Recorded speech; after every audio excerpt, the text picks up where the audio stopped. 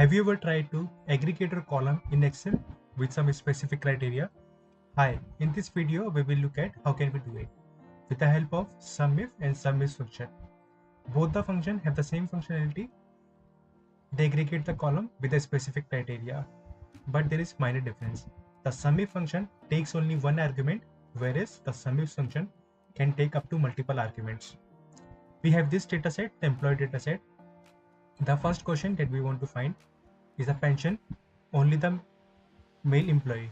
This is the employee, this is the gender column, and this is the pension column. And we want to find out only the pension of a male candidate. We will type equal to sign and SUMIF.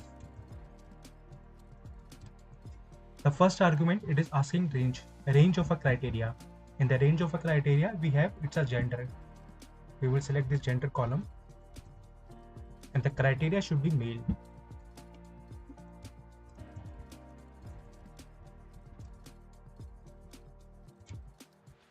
And the second argument, it is asking the sum range. The range that we want to aggregate, it's a pension column. Now we got it is 87,984. This is the pension of a male employee. And the second question that we want to find out, pension only for the customer service male candidate.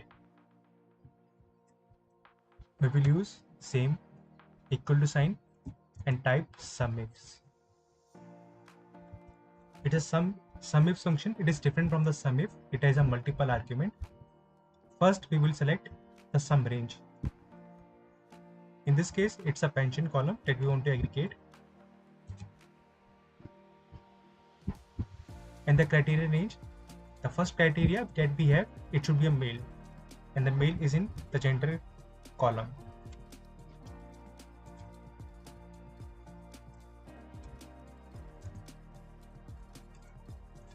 Second, it is asking the second criteria range, and the second criteria range, it's in a department, and the department should be customer service.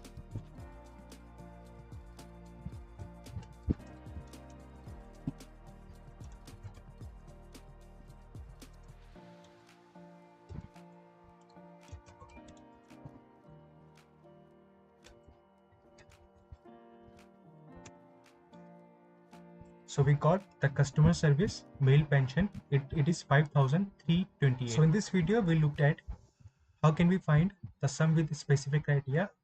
If this video is really helpful for you, you can like this channel and also share it with your friend. Thank you so much.